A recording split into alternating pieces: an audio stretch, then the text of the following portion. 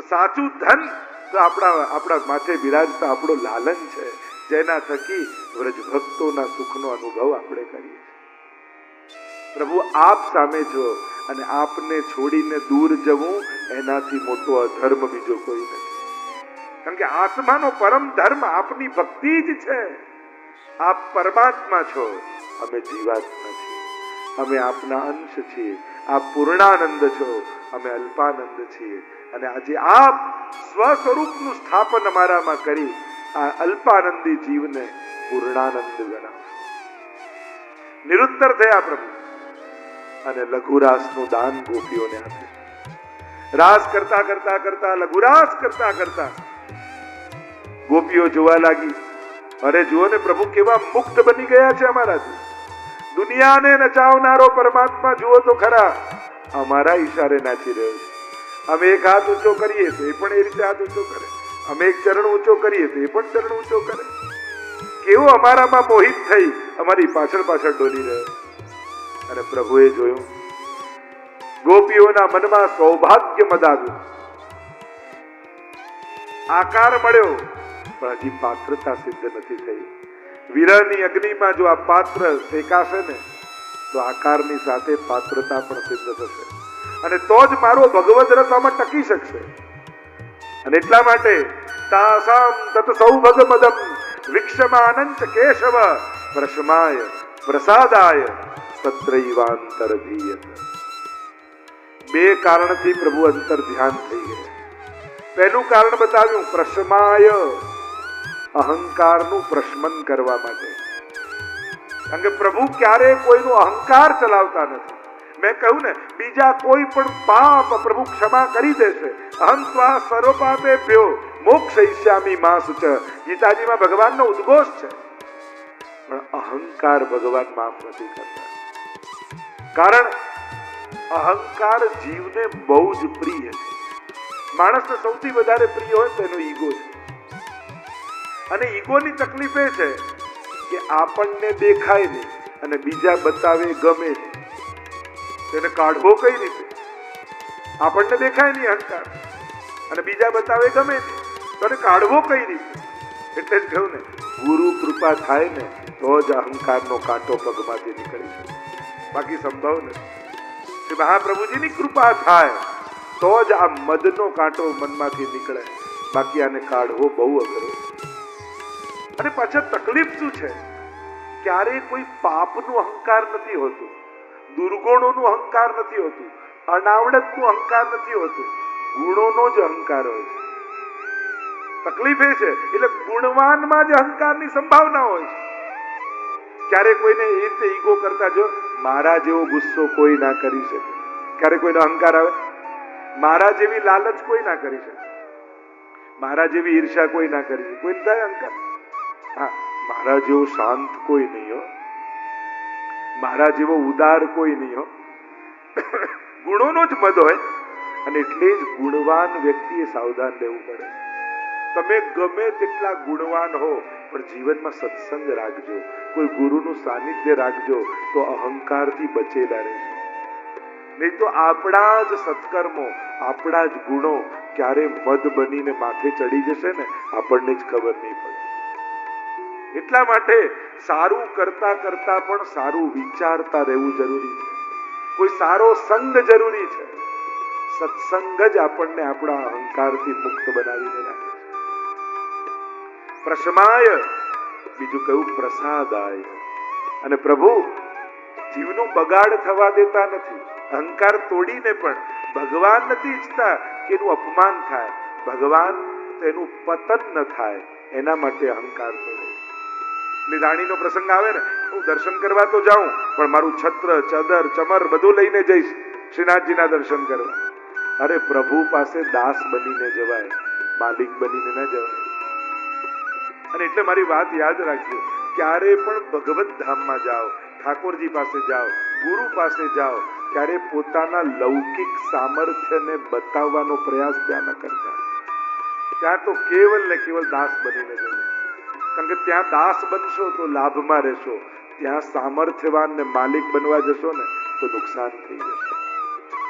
ત્યાં દાસતા જ આપણી સિદ્ધિ છે ફલની.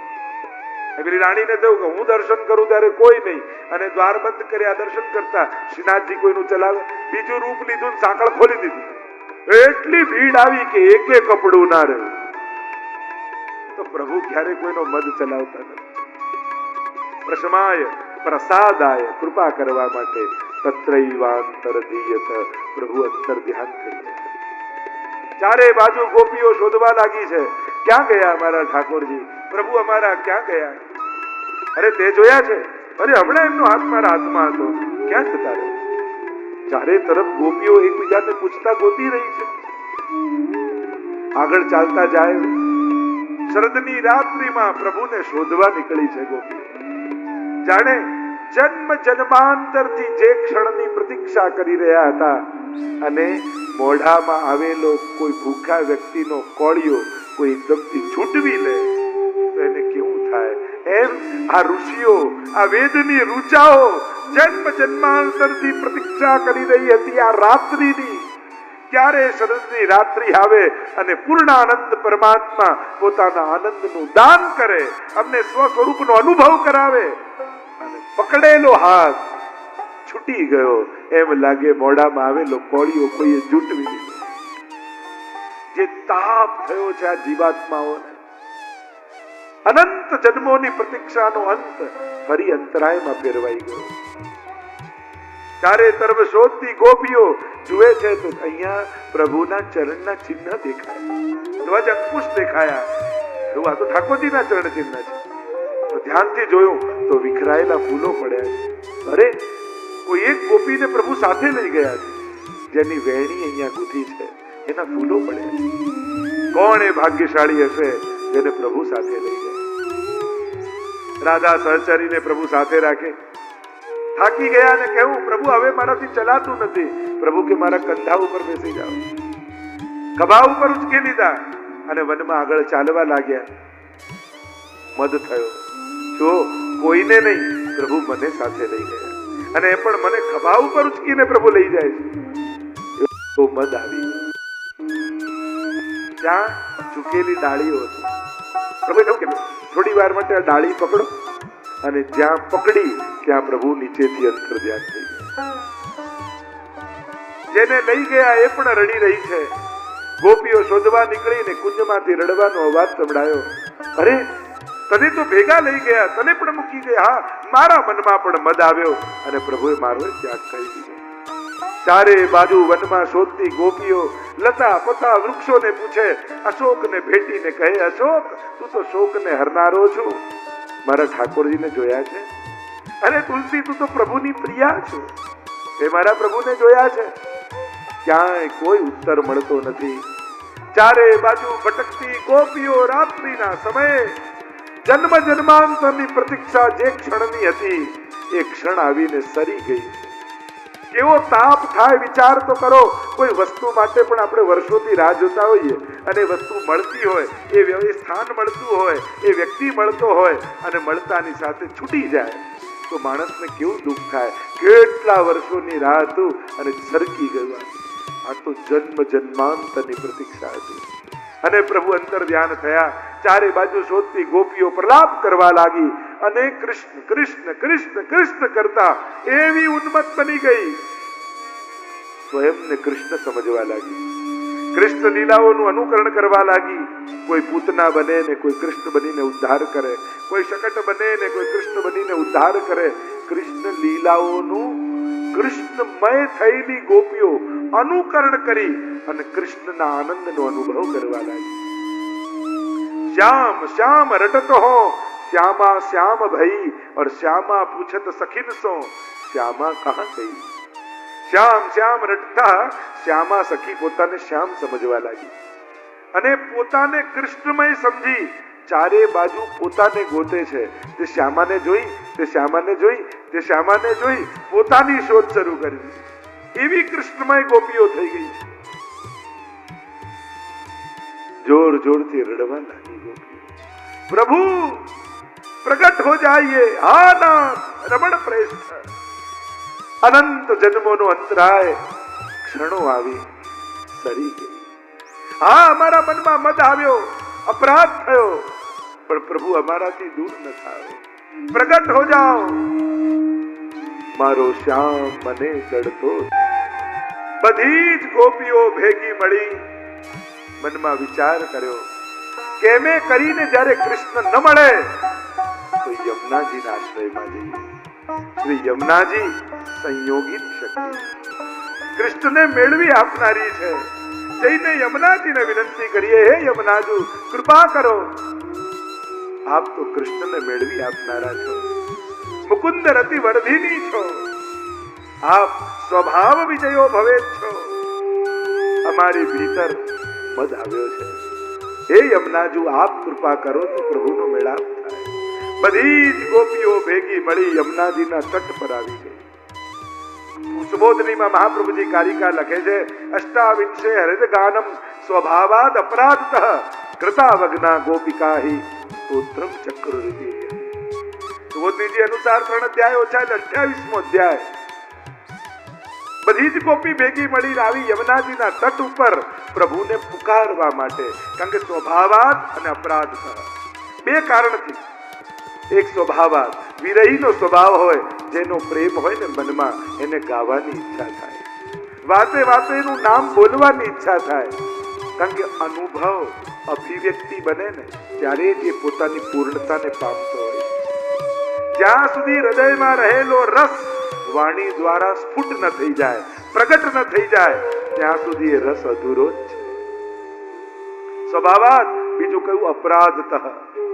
જેનો અપરાધ કર્યો હોય એની સ્તુતિ કરવી જોઈએ, એની ક્ષમા માંગવી જોઈએ. અને આ 2 કારણથી ભેગી મળેલી સર્વ ગોપીઓએ યમુનાજીના તટ ઉપર गोपी गीत નું ગાન. आइए हम भी गोपियों के स्वर में स्वर मिलाएं और पिछड़े हुए अनंत जन्मों से उस परमात्मा को गोपियों के शब्दों का माध्यम लेकर हम सब पुकारे. प्रभु ज्यारती आप ब्रजमा प्रगट्या ने जयती ते अधिकम जन्मना ब्रज. जयती तो क्रियापद છે, ક્રિયાપદથી શરૂ ન થાય કોઈ વસ્તુ. મહાપ્રભુજી અર્થ કરે સુવર્ણીમાં, મંગલાર્થો અત્ર જય શબ્દ. ગોપીઓએ મંગલાચરણ કર્યું જયથી કહીને. આપ જ્યારથી બ્રજમાં પ્રગટ્યા વૈકુંઠ કરતા પણ વ્રજની શોભા વધી ગઈ. હવે લોકો વૈકુંઠ વાસ નથી ઈચ્છતા, હવે તો દેવતા હોય, ઋષિ હોય કે ભક્ત હોય, વ્રજવાસ માંગે. કારણ કે જે આનંદ અને જે સુખ વ્રજમાં છે એ તો વૈકુંઠમાં નથી. કારણ કે વ્રજમાં આપ વ્રજ ભક્તોના છો અને વૈકુંઠમાં તો આપ ન્યાયકારી બની, ન્યાયાધીશ બનીને બેઠા છો, કર્મોના હિસાબ કરો છો. અહીંયા તો બધો કર્મોના ચોપડાઓ બંધ કરી જે આવે એને ગળે લગાડી દો. આપ સ્વજન છો, ત્યાં ભગવાન છો. અમારે ભગવાન નથી જોઈતો, અમારે તો ભગવાન પણ સ્વજન બનીને જોઈએ છે. અહીંયા કોઈ આપને બાલ ભાવે ભજે, કિશોર ભાવે ભજે, સાખ્ય ભાવે ભજે, સ્વામી ભાવે ભજે. બ્રજમાં બધા ભાવોની છૂટ. વૈકુંઠમાં બેઠેલા નારાયણને જઈ કોઈ એમ કહી શકે તું તો મારો બાળક લાવ તને ખોળામાં લઉં. નારાયણને જોઈને ભાવ ના આવે. વ્રજ તો આપનું ઘર છે, વૈકુંઠ ઓફિસ છે. કોઈ ન્યાયાધીશની ખુરશીમાં બેઠો હોય ને તમારો મિત્ર હોય અને કોર્ટમાં જઈને તમે એમ કહો હાય કેમ છે, પેલો કે અહીંયાની ઘરે આવજો. અને ઘરે જાઓ ને તો ઝાપે દોડતો આવે ને ગળે લગાડી દે. એમ ત્યાં તો હિસાબ કિતાબ કરવા બેઠા છો વૈકુંઠમાં, અને વ્રજમાં આપ સ્વીકારવા માટે બેઠા છો. જેવો પણ જીવ આવે એને આપ અપનાવી લો. અને એટલે માટે મોટા મોટા મહાત્માઓ પણ વૈકુંઠ જવા તૈયાર નથી, એને તો વ્રજ જોઈએ છે. વ્રજવાદુ રે વૈકુંઠ નહીં આવું, ત્યાં નંદ કુંવર ક્યાંથી લાવું. અને સૌથી મોટો પહેલો વાંધો અમને એમાં પડે કે વૈકુંઠમાં આપની બાજુમાં લક્ષ્મી બેઠા હોય. કારણ અમારા માટે તો રાધે કૃષ્ણ રાધે કૃષ્ણ રાધે કૃષ્ણ और राधा निकाल दो तो आधे कृष्ण आधे कृष्ण आधे कृष्ण. ત્યાં તો આપ અધૂરા છો. રાધા જોડે આવે ને ત્યારે જ મધુરા બનો છો. અમારે અધૂરા કૃષ્ણ નથી જોઈતા, અમારે તો મધુરાધિપતે રખિલમ મધુરમ. અમારે તો મધુરા કૃષ્ણ જોઈએ છે. અને મધુરા એટલે રાધા, એના અધિપતિ જોઈએ છે. અને એમાં પણ આપની જે વ્રજની લીલાઓ, અનેક બધી ચર્ચાઓ તો ઘણી જ. જયતિ તે અધિકમ જન્મના વ્રજ. અને મોટું પ્રમાણ શ્વેત ઇન્દિરા શશ્વદત્રહી. જે વૈકુંઠમાં રાણી છે એ બ્રજમાં દાસી બનીને રહે છે. દૈત હે દયાલુ દૃષ્ટતા પ્રગટ હો જાઈએ. દીક્ષુ તાવકા, અમે તમારા છીએ અને તમારે માટે જેને પ્રાણોને ધારણ કર્યા છે એવા અમે આપની પ્રતીક્ષા કરી રહ્યા છીએ. પ્રગટ હો જાઈએ. એમ કહેતા એક શ્લોકોને ગાન કરતા ગોપીઓ કહે, પ્રભુ શરદકાળમાં જ્યારે સરોવરો સ્વચ્છ થયા હોય અને એમાં ખીલેલા તાજા કમળો એની લાલીમાં જેને હરી લીધી છે એવા આપના નેત્રો, અને એવા નેત્રોથી બાકી ચિતવન કરીને આપ અમારી ઓર નિહારો, ત્યારે અમને એમ લાગે કે આપ દ્રષ્ટિ નથી કરતા પણ બાણ છોડી રહ્યા છે અને અમારા હૃદયને વિંધી રહ્યા છે.